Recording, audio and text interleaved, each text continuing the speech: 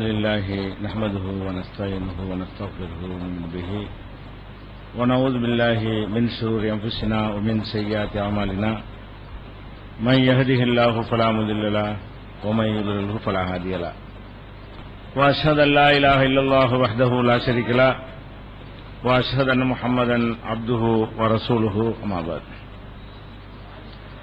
கண்ணியத்திற்குரிய எல்லாம் வல்ல அல்லாஹு ஜல்ல ஷானஹு தஆலாவின் நல்லடியார்களே, அல்லாஹுடைய பேரருளால் புனிதமிக்க ரமலான் மாதத்தின் முதல் நாளை நாமெல்லாம் இன்று அடைந்திருக்கிறோம்.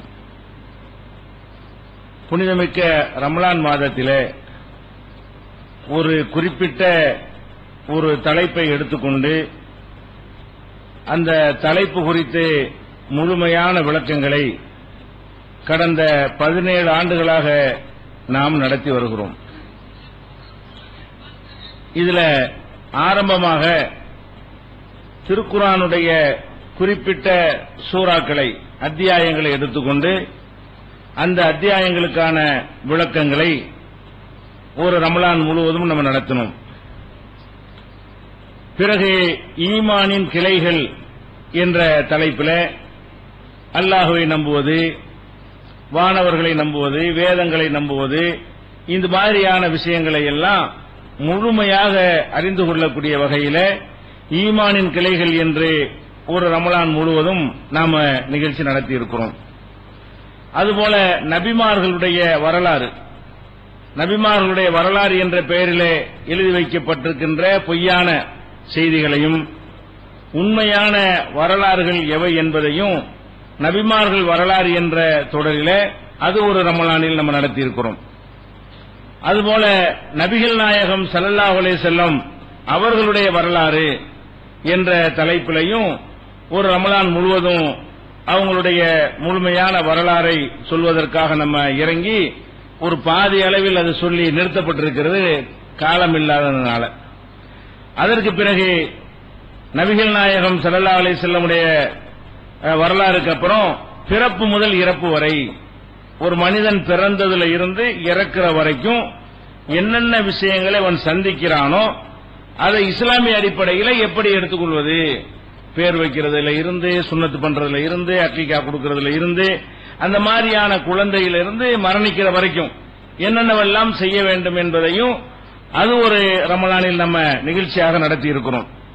அதே போல நபிகள் நாயகம் ஸல்லல்லாஹு அலைஹி வஸல்லமுடைய தனிச்சிறப்புகளை எடுத்து சொல்லக்கூடிய மாமனிதர் நபிகள் நாயகம் என்கிற தலைப்பிலையும் ஒரு ரமலான் முழுவதும் நிகழ்ச்சி நடத்தப்பட்டு இருக்கிறது. அதே போல ஏகத்துவமும் எதிர்வாதமும், நாம ஒரு தௌஹீத் கொள்கையை மக்களுக்கு சொல்கிறோம், இதுக்கு எதிராக உள்ளவங்களும் சில வசனங்களை சில ஹதீசுகளை சொல்லி இதுதான் சரி என்று தவறாக சொல்லிக் கொண்டிருக்கிறார்கள், மக்களை வழிகெடுத்துக் கொண்டிருக்கிறார்கள். அப்ப அவங்களுடைய வாதங்கள் எந்த அளவுக்கு தவறானது என்பதை தெளிவுபடுத்துவதற்காக ஏகத்துவமும் எதிர்வாதமும் என்ற தலைப்பிலும் ஒரு ரமலான் முழுவதும் ஒரு நிகழ்ச்சி நடத்தப்பட்டு இருக்கிறது. அதே போல நபிகள் நாயகம் ஸல்லல்லாஹு அலைஹி வஸல்லம் அவங்களுடைய முன்னறிவிப்புகள் 1400 ஆண்டுகளுக்கு முன்னாடி அவங்க சொன்ன பல விஷயங்கள் இப்ப நேற்று சில 100 ஆண்டுகளுக்கு முன்னால் நிகழ்ந்ததை நம்ம என்ன செஞ்ச ஆதாரங்களோடு எடுத்துக்காட்டி இதெல்லாம் நபிகள் நாயகம் ஸல்லல்லாஹு அலைஹி வஸல்லம் அவர்கள் அல்லாஹ்வுடைய தூதர் என்பதற்கு ஆதாரமாக இருக்கிறது.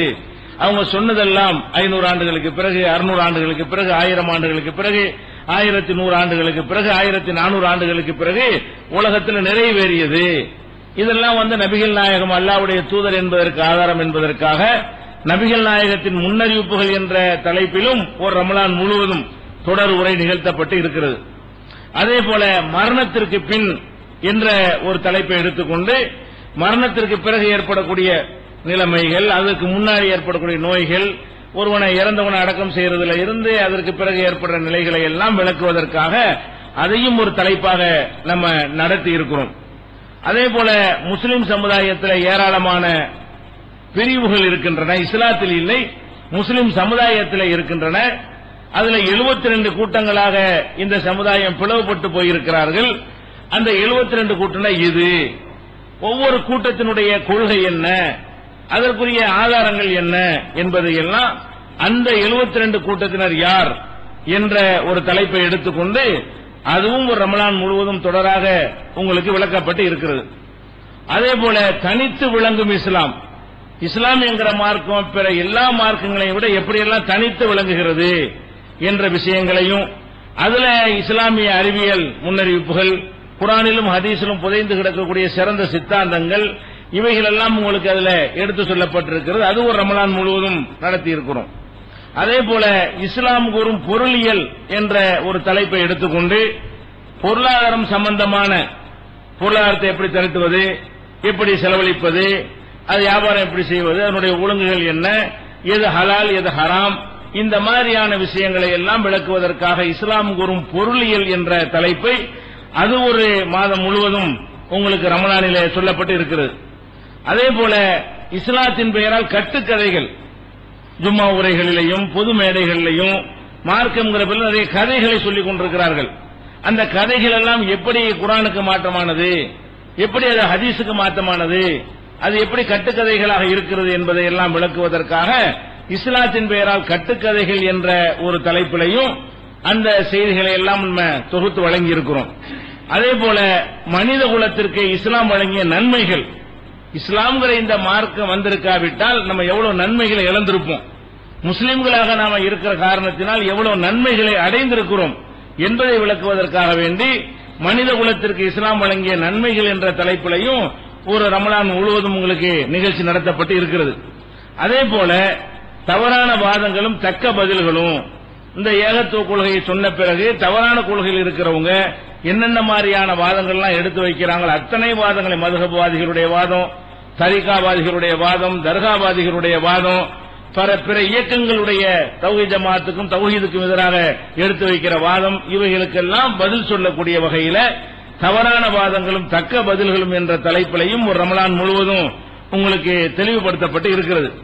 அதே போல இஸ்லாம் கூறக்கூடிய குடும்பவியல், குடும்பத்தில் எப்படி கணவன் நடந்து கொள்ள வேண்டும், பிள்ளைகளை எப்படி வளர்க்க வேண்டும், தாம்பத்திய வாழ்க்கையில எப்படி ஈடுபட வேண்டும், இது மாதிரியான இல்லறத்துக்கு தேவையான அனைத்து விஷயங்களையும், அது குறித்த சட்டத்திட்டங்களையும், அதுல குடும்பத்தில் ஏற்படுற பிரச்சனைகளை எப்படி தீர்த்துக் கொள்வது என்பது உள்ளிட்ட விஷயங்களை எல்லாம் இஸ்லாம் கூறும் குடும்பவியல் என்ற ஒரு தலைப்பில் அது ஒரு ரமலான் முழுவதும் 30 நாட்களும் உங்களுக்கு நடத்தப்பட்டு இருக்கிறது. அதே போல மனக்குழப்பத்திற்கு மகத்தான தீர்வு, மனக்குழப்பத்தினால நிறைய பேர் என்ன செய்யறாங்க, தற்கொலை செய்து கொள்கிறார்கள், பலவிதமான செயல்களில் இருந்து விலகி அவர்கள் நோயாளிகளாக திரிகிறார்கள், உலகத்தில் ஈடுபாடு இல்லாமல் இருக்கிறார்கள், எந்த விதமான சந்தோஷமும் இல்லாமல் இருக்கிறார்கள். அப்ப என்னென்ன மாதிரியான மனக்குழப்பங்கள் மனிதனுக்கு ஏற்படும், அதை எப்படி தீர்த்துக் கொள்வது, அந்த மனக்குழப்பத்தை எப்படி போக்கிவிட்டு மனக்குழப்பம் இல்லாத வாழ்க்கையை வாழ்வது என்பதற்காக வேண்டி மனக்குழப்பத்திற்கு இஸ்லாம் கூறும் மகத்தான தீர்வு என்கிற தலைப்பிலையும் ஒரு ரமலான் நிகழ்ச்சிகளை நடத்தி இருக்கிறோம். அந்த தொடர்ல இப்படி 16 ஆண்டுகளாக 16 தலைப்புகள்ல இந்த விஷயங்கள் எல்லாம் நடத்தப்பட்டு அவைகள் எல்லாம் தொலைக்காட்சிகள்ல பல நிகழ்ச்சிகள் ஒளிபரப்பாக இருக்கின்றன. பல நிகழ்ச்சிகள் நம்முடைய onlinepj.com போன்ற இணையதளங்கள்ல அதுல பதிவு செய்யப்பட்டு இருக்கிறது. தேவைப்பட்டவர்கள் பதிவிறக்கம் செய்து பார்த்துக் கொள்ளலாம். அவைகள் உங்களுக்கு குறுந்தகடுகளாக இன்றைக்கும் என்ன செய்கிறது, கிடைத்துக் கொண்டும் இருக்கின்றன. அந்த வகையில இந்த ஆண்டு நாம எடுத்துக்கொண்ட தலைப்பு மாறும் உலகில் மாறாத இஸ்லாம். இது நம்ம இந்த ரமலானுக்கு நாம் எடுத்துக்கொண்ட தலைப்பு. இந்த மாதம் முழுவதும், இந்த தலைப்பு முழுவதும் உலகம் எப்படியெல்லாம் மாறிக்கொண்டிருக்கிறது, இப்படி மாறிக்கொண்டிருக்கக்கூடிய உலகத்தில் இஸ்லாம் மட்டும் மாறாம இருக்கிறது.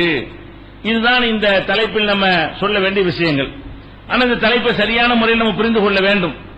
அதற்கு முன்னாடி உலகத்தில் என்னென்னலாம் மாறுகிறது, இதுக்கு எந்த ஒரு ஆதாரம் தேவையே இல்லை.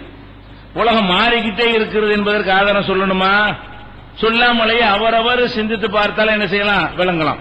இப்ப நீங்க எல்லாம் உட்கார்ந்து இருக்கிறீர்கள் என்று சொன்னால், ஒரு மாதத்திற்கு முன்னால் உங்களை பார்த்தோம்னா வேற மாதிரி இருந்திருப்பீங்க எல்லாருமே. இந்த ஒரு மாதத்தில் உங்கள்ட்ட எவ்வளவு மாற்றங்கள் இருக்கும்.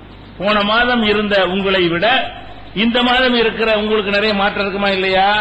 உங்களுடைய செல்வத்தில் மாற்றம் இருக்கும், உங்களுடைய குணத்தில் மாற்றம் இருக்கும், உடல் பலத்தில் மாற்றம் இருக்கும், ஆரோக்கியத்தில் மாற்றம் இருக்கும். இப்படி ஒரு மனிதனுடைய பல விஷயங்கள் என்ன செய்கிறது, ஒவ்வொரு வினாடியும் மாறுகிறது, தெரியாது. ஒரு மாசம் 2 மாசம் ஆகும் தெரிய ஆரம்பிக்கும். ஒவ்வொரு மைக்ரோ செகண்ட் இது மாறிக்கொண்டிருக்கிறோம், நம்ம பலவீனப்பட்டுக் கொண்டிருக்கிறோம். பலமாகி கொண்டிருக்கிறோம். சில நேரத்தில் பலமாகி கொண்டிருப்போம். அது 20-25 வயசு வரைக்கும் பலமாய் வளர்ந்து கொண்டே இருப்பார்கள். அதுக்கப்புறம் இறங்கி கொண்டே இருப்பார்கள். அது ஒவ்வொரு மைக்ரோ செகண்ட்லையும் என்ன செய்கிறது, மாற்றங்கள் ஏற்பட்டு கொண்டேதான் இருக்கிறது. மரணிக்கிற வரைக்கும் என்ன செய்கிறது, மாற்றங்கள் ஏற்படுகின்றன. அப்ப இந்த மாற்றங்கள் ஏற்பட்டு கொண்டு இருக்கிறது என்பது தனி ஆதாரம் சொல்லணுமா? தேவையில்லை. எல்லாம் மாறுகிறது. மாறாத ஒண்ணு கூட கிடையாது. உலகத்தை எடுத்துக்கிட்டீங்கன்னா எல்லாமே மாறும். இந்த மைக்கு இருக்கிறது என்றால் இது மாறத்தான் செய்யும். மாறுறதுனால வேற மைக்கு வாங்குறோம். ஒரு மைக்கு வாங்கி கடைசி வரைக்கும் இதே வச்சுக்கிட்டு இருக்கிறது இல்லை தானே. இதை யூஸ் பண்ணுவோம், வால்யூம் குறையும், அதில் ஐசி பவர் குறையும். அதுக்கப்புறம் இது சரிப்பட அது வேற வாங்குவோம்னு சொல்லி என்ன செய்யறோம், வேற வாங்குகிறோம். இந்த போடியம் வைத்திருக்கிறோம் என்று சொன்னால் இது இப்படி இருக்குமா? இப்படியே இருக்குமானால் ஒரு பொருளும் உற்பத்தி பண்ண முடியாது, மனுஷன் வாழவே முடியாது. அழிந்து கொண்டும் போய்கொண்டு உற்பத்தி ஆகிக்கொண்டும் இருக்க வேண்டும் என்று சொன்னால் அந்த மாற்றங்கள் தேவை இருக்கிறது. போன வருடம் நீங்க பார்த்த கட்டடத்தை விட இந்த கட்டடம் அதே மாதிரி இருக்குன்னு சொல்ல முடியுமா? சென்ற ஆண்டு இந்த கட்டடம் எவ்வளவு உறுதியாக இருந்ததோ அதை விட கொஞ்சம் உறுதி குறைந்திருக்குமா இல்லையா? அடுத்த ஆண்டு இன்னும் குறையுமா இல்லையா? அப்ப எல்லாமே மாறிக்கொண்டிருக்கிறது. ஒவ்வொரு விஷயமும் என்ன செய்கிறது, மாறிக்கொண்டே இருக்கிறது. இந்த மாறுதல் என்பது ஏறுமுகமான மாறுதலாகவும் இருக்கும், இறங்கு முகமான மாறுதலாகவும் இருக்கும். ஒரு குழந்தையா இருக்கிறது, அது மாற்றம் ஏற்படுவதெல்லாம் ஏறுமுகம், மேல் நோக்கிய ஒரு மாற்றங்களாக இருக்கிறது. சில மாற்றங்கள் கீழ் நோக்கிய மாற்றங்களாக இருக்கும். ஒரு 40 வயசுக்கு மேல மாறுறதுலாம் என்னது, நேற்று இருந்த பலம் நமக்கு இன்னைக்கு இருக்காது, இன்னைக்கு இருக்கிற பலம் நாளைக்கு நமக்கு இருக்காது. கொஞ்சம் கொஞ்சமா டவுன் ஆகி கொண்டிருக்கிறோம். இறங்கு முகமாக கீழ்நிலையில நம்ம என்ன செய்யறோம், மாறிக்கொண்டிருக்கிறோம். இந்த மாதிரி எல்லா விதமான மாறுதல்களுமே நம்ம கண்ணு முன்னாடி பாத்தீங்கன்னா அவ்வளவு மாறுகிறது. 1-2 மாறல. பருவகாலம் மாறி வருகிறது, கோடை காலம் வருது, வெயில் காலம் வருது, அப்புறம் மழை காலம் வருது, அப்புறம் குளிர் காலம் வருகிறது. ஒரு பருவ காலங்கள் கூட என்ன செய்கிறது, மாறி வருகிறது. காலையில் இருக்கிற மாதிரி ராத்திரி இருக்க மாட்டேங்குது, பகல் இருக்கிற மாதிரி சாயந்தரம் இருக்க மாட்டேங்குது. எல்லாமே மாறிக்கொண்டே இருக்கிறது. ஒரே மாதிரி இருக்கிறது ஒண்ணுமே கிடையாது. ஒரே மாதிரி இருந்தா மனுஷன் கிறுக்கு பிடிச்சிருவான். பல விதங்களா மாறி மாறி இருக்கிறனால என்ன செய்யுது, அவனுக்கு டென்ஷன் இல்லாம பலவிதமாக இருக்கிறதுனால அவனுக்கு ஈடுபாடா இந்த உலகத்தில் வாழவும் முடிகிறது. அப்ப இந்த மாறுதல்கள் எல்லாத்திலையுமே மாறுதல்கள் ஏற்படுவதை பார்க்கிறோம். இந்த மாறுதல்கள் பொருளாதார மாறுதலா இருக்கலாம். வசதியா இருக்கிறவன் வசதி இல்லாம போயிருவான், வசதி இல்லாம இருக்கிறவன் வசதியானவன் ஆயிருவான், வசதி உள்ளவனை இன்னும் பன்மடங்கு வசதியானவன் ஆயிருவான், ஏழையா இருக்கிறவன் இன்னும் பன்மடங்கு ஏழையாக என்ன செய்வான், இன்னும் கீழே இறங்கி கொண்டே இருப்பான். அந்த மாதிரியான மாறுதல்கள். அதே போல ஒரு பதவியில் இருப்பான் ஒருத்தன், நேற்று முதலமைச்சர்மா இன்னைக்கு சாதாரண ஒரு எம்எல்ஏ கூட இருக்க மாட்டேன்னு சொல்லுவான். அதெல்லாம் நம்ம பார்க்கிறோம். நேற்று ஒரு தலைவன் சொல்லுவான், பின்னாடி தலைவனா இருக்க மாட்டான். இப்படியாக ஒரு மனிதனுக்கு இருக்கிற பதவி அந்தஸ்துகள் எல்லாம் கூட என்ன செய்கிறது, சில பேர் மேல ஏறுகிறான், சில பேர் கீழே இறங்கி கொண்டே இருக்கிறான். ஒரே மாதிரியாக ஒருத்தர் பொறுப்புல இருந்து காலமெல்லாம் இருந்துகிட்டே இருக்க மாட்டாரு. இப்படி போவார் அல்லது இறங்குவார். ரெண்டுல ஒன்று நடந்து கொண்டே இருக்கும். ஒன்னு மேல் நோக்கி போய் கொண்டிருப்பாரு, இல்லைன்னா கீழ் நோக்கி இறங்கி கொண்டே இருப்பார். நம்ம தௌஹீத் ஜமாத் எடுத்துக்கொண்டோமே ஆனால் அன்னைக்கு 1980களில் ஆரம்பிச்ச மாதிரியே போயிருக்கிறோம். அது ஏறுமுகத்தை நோக்கி போய் அது மாறுதல் தான். அன்னைக்கு 10, 20, 30, 40, 50, 60 இருந்தது. பல லட்சம் மக்களை கொண்டதாக இன்னைக்கு மாறிக்கொண்டே இருக்கிறது. எல்லாமே மாற்றங்கள் தான். இன்னும் எத்தனை இயக்கங்கள் மேல வரைக்கும் போயிட்டு கிடைச்சி இறங்கி அதுல பாதாளத்தை நோக்கி போய் கொண்டிருக்கிற காட்சி நம்ம பார்த்து கொண்டுதான் இருக்கிறோம். இப்படி மாறும். அதே மாதிரி கவலைகள். பயங்கர சந்தோஷமா இருப்பான் கல்யாணம் அன்னைக்கு. 3 மாசம் கழிச்சு பார்த்தா நல்லா தலையில வச்சு உட்கார்ந்துருப்பான். கவலையா இருக்கானா இல்லையா? அப்ப சந்தோஷமா இருக்கிறவனுக்கு கல்யாணத்துக்கு முன்னாடி கவலையா இருப்பான், கல்யாணம் பண்ணவன சந்தோஷமா இருப்பான், அப்புறமா கவலையா இருப்பான். இப்படி மாறி மாறி கவலை சந்தோஷம் மாறி மாறி வரக்கூடிய இப்படி நிறைய மாற்றம். எல்லாம் மாறுது. எத்தனை எடுத்தாலும் மாறாம ஒண்ணுமே கிடையாது. மாறாத விஷயம் ஏதாவது இருக்காண்டு நீங்க தேடி தேடி பார்த்தாலும் அது சிலர் தெரியாம வேண்டா இருக்கும். இது மாறலையே, போன வருஷமா இருக்குன்னு நினைப்பீங்க. இது ஒரு சோதனைக்கு உட்படுத்தினீங்கன்னு சொன்னா இதனுடைய தரத்தில் மாற்றம் இருக்கும். அன்னைக்கு இருந்த தரம் இன்னைக்கு இருக்காது. ஒரு கட்டடத்தினுடைய தரத்தை சோதிச்சு பார்த்து விட்டு இது இன்னும் இவ்வளவு வருஷத்துக்கு தான் இருக்குன்னு சொல்றான். ஏன் கட்டும்போது 100 வருஷம் இருக்குங்கிறான், 10 வருஷம் கழிச்சு பார்த்தா 80 வருஷம் தாங்காதுங்கிறான். பார்த்தா ஒன்னதான் தெரிகிறது, உள்ளுக்குள்ள போய்கொண்டிருக்கிறது. மாற்றங்கள் சில மாற்றம் பளிச்சென்று தெரியும், சில மாற்றம் உள்ள ஏற்பட்டுக் கொண்டே இருக்கும். திடீரென்று என்ன செய்யும், இடிஞ்சு விழும்போதுதான் தெரியும். ஆனா இருந்து கொண்டிருக்கிறது. சில விஷயங்களை நம்ம சோதித்து பார்க்காத காரணத்தினால் அந்த மாற்றம் தெரியாமல் இருக்கலாமே தவிர மாறாத ஒண்ணு கிடையாது. எந்த பொருளை எடுத்து பார்த்தாலும் அது மாறும். எல்லாமே மாறிக்கொண்டிருக்கிறதுன்னு பார்க்கிறோம். அதே மாதிரி பொருள்கள் தானே மாறு, பண்பாடு பழக்க வழக்கம் எல்லாமே மாறும். நல்லவனா இருப்பான், போன வருஷம் நல்லவனா இருந்தா இன்னைக்கு பார்த்தா கெட்டவனா போயிருவான். போன வருஷமாக கெட்டவனா இருப்பான், இந்த வருஷம் பார்த்தா ஒரு தொழுகை இபாதத்து அப்படி பார்த்தா அப்படி மாறி போயிருப்பான். அப்ப நல்லவனா கெட்டவனா போயிடுறான், கெட்டவன் நல்லவனா போயிடுறான். கஞ்சனா இருக்கிறவன் வள்ளலா மாறிக்கிறான், வள்ளலா இருக்கிறவன் கஞ்சனா மாறி போயிடுறான், பாக்கிறமா இல்லையா? எத்தனையோ தன்மைகள் மனிதன் இருக்கக்கூடிய நற்பண்புகள் கூட மாறி மாறி தான் வருது. நற்பண்புகள்லயே காலமெல்லாம் ஒருத்தர் நிலைக்க மாட்டேங்கிறான், தீய பண்புகள்லயே காலமெல்லாம் இருக்க மாட்டேங்கிறான். ஒரு திமுர்ல உடல் முறுக்குல ஆட்டம் போட்டவன் ஒரு நரம்ப பிடிச்ச எல்லாம் இழுத்தோன்னு செய்யறான், ஆஹா நம்ம தப்பு பண்ணிட்டோம், ரிவர்ஸ்ல வந்துடுறான்.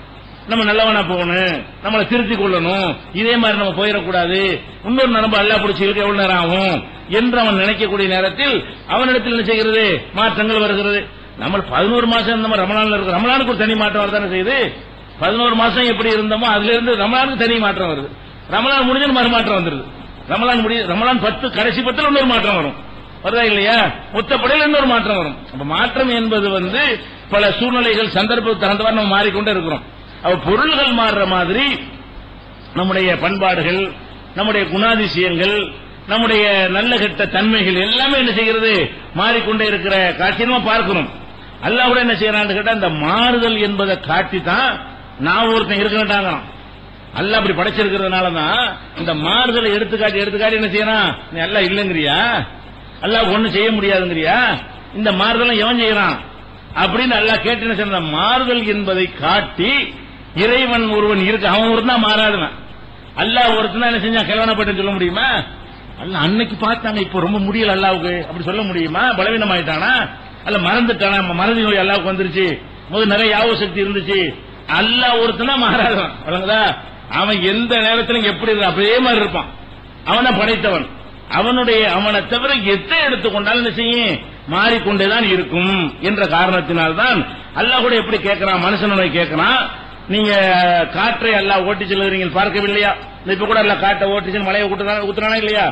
அப்ப அல்லாஹ் என்ன செய்யறான்? அல்லாஹ் உள்ளது அரசல ரியாக, அல்லாஹ் காற்றை அனுப்பி வைக்கிறான். சஹாபன், அது மேகங்களை என்ன செய்கிறது? ஓட்டி செல்கிறது. சுக்குனாக இலா பலதி மையத்தின், செத்து போன ஊர்களுக்கு அதை நாங்கள் பெய்ய வைக்கிறோம். காஞ்ச ஊர் அப்படி சொல்றான்ல, காய்ந்து வறண்டு போன பூமியை பற்றி சொல்லும் பொழுது அந்த ஊருக்கு ஓட்டிக்கிட்டு போய் என்ன செய்யறோம்? அந்த மலையை புளிவிக்கிறோம். புளிவித்து அகையை நாபிகள் அருள, அதை கொண்டு அந்த பூமிக்கு உயிரை கொடுக்கிறோம். நேற்று வரைக்கும் காஞ்சி கிடந்துச்சு, நாளைக்கு பார்த்தா பச்சை பசையில் இருக்கிறது.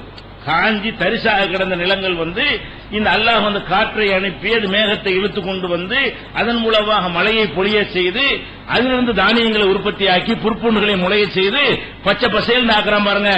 இது அல்லாஹ் சொல்லிட்டு செய்யறான். கதாலிக்க நுசூர், திரும்ப எழுப்புறது இப்படித்தாண்டா. ஒண்ணும் இல்லாம இருந்த பூமியை நான் எழுப்பலையா? இந்த பூமிக்கு இந்த உயிர் கொடுத்தவன் யாரு? அதுல பசுமையானதை கொண்டு வந்தவன் யாரு? நேற்று வரைக்கும் அது இருக்கும் எவனா சொன்னியா? அப்ப இந்த மாதிரியா வறண்டு கிடைந்த இந்த பூமியை நான் உயிர்ப்பித்திருக்கிறேன்னு மாற செய்து, அது மாற்றம் தானே. வறண்டு போச்சு, ஒண்ணும் இல்லாம போச்சு, திரும்ப உயிர் கொடுத்து நான் மாத்தி இருக்கிறேன். இப்படி மாற்றி இருக்கிற மாதிரி தான் உன்னையும் நான் என்ன செய்வேன்? திரும்ப எழுப்புவேன். இப்படி உன்னை சுத்தமா அழிச்சிட்டு, எப்படி பூமியை சுத்தமாக அழித்து விட்டு, பயிர் பச்சைகளை அழித்துவிட்டு, புற்பூண்டுகளை அழித்துவிட்டு, இதுல ஒண்ணுமே இல்லை என்று சொல்லி தரிசு நிலம் என்று அதை விட்டு வைத்தான மனிதன், அதுல மழையை பெய்ய வைத்து அதிலிருந்து உயிரை நான் உருவாக்கி இருக்கும் பொழுது உன்னை அழிச்சிட்டு எனக்கு உருவாக்க இயலாதா?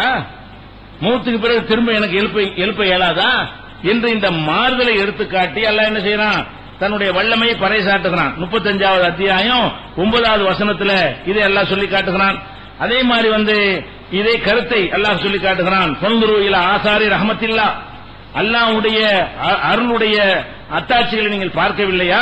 கைபயுஹில் அருள பாதமூத்திகா, இந்த பூமி வறண்டு போன பிறகு, மூத்தா போன பிறகு அல்லாஹ் எப்படி உயிராக்குகிறான்?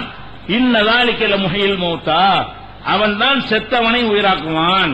செத்த பூமியை உயிராக்கிய அல்லாஹ் தான் செத்து போன பிறகு மனுஷனை என்ன செய்வான்? உயிராக்குவான். அது உங்களுக்கு தெரியலையா? அப்ப இந்த மாறுதலை சொல்லி காட்டி நான் எப்படியாவது தெரியுமா? இந்த மாறுதல் நான் தான் உண்டாக்கிட்டு இருக்கிறேன். இதுல உள்ள பலவீனத்தை உண்டாக்குனது யாரு? இதுல உள்ள பலத்தை உண்டாக்குனது யாரு? அனைத்து மாறுதல்களுமே என்னுடைய உத்தரவு பிரகாரம் நடந்து கொண்டே ஒவ்வொரு வினாடியும் அல்லாஹ்விடம் இருந்து கட்டளை வந்துகிட்டே இருக்கிறது. எந்த அளவுக்கு என்று சொன்னா, லவ் கானல் பஹ்ரு மிதாதல்லி கலிமாத்தி ரப்பி லநஃபீதல் பஹ்ரு கப்ல அன் தன்ஃபத கலிமாத்து ரப்பி, இந்த கடல்ல உள்ள மை நீரெல்லாம் மையாக எழுதக்கூடிய இங்காக மையாக மாறி அல்லாஹ்வுடைய ஆர்டர்களை கட்டளைகளை எழுத புகுந்தால் கடல் நீர் போய்விடுமே தவிர கட்டளைகளை எழுதி முடிக்க முடியாது. அப்ப அல்லாஹ்விடம் இருந்து கோடான கோடான கோடான கட்டளை வருது. ஒவ்வொரு செகண்ட்லையும் அல்லாஹ்விடம் இருந்து கட்டளைகள் வந்து கொண்டே இருக்கிறது. அவ்வளவு கட்டளை எழுதுறதா இருந்தா என்ன ஆகும்? இப்ப என்ன எடுத்துக்கொள்ள, எனக்கு எத்தனை கட்டளை வருது? ஒரு மனிதனுக்கு அவனுடைய கண்ணுக்கு ஒரு கட்டளை வரும், பாருன்னு அப்பதான் கண்ணு பாக்குது. இழு ஒரு கட்டளை வரும், உடுன்னு ஒரு கட்டளை வரும், புட்டின்னு ஒரு கட்டளை வரும். என்னுடைய உடம்புக்கு ஒரு செகண்டுக்கு பல கோடி கட்டளை வருகிறது. ஒவ்வொரு அணுக்களுக்கும் ரத்த அணுக்களுக்கும் அல்லாட்டு கட்டளை வருது. அதான் நகருது. இல்லாட்டி ஆஞ்சியோகிராம் பண்ணுன்றோம், அடைச்சுன்னு போய் ரத்தம் ஓடிட்டு இருக்கா இல்லையா? ரத்த ஓட்டத்தை அடைக்கிறதுக்கு காரணம் என்ன? புரோகிராம் கட்டளை. அட்டன்னா அடைச்சிடும், ஓபன் பண்ணா பண்ணிடும்.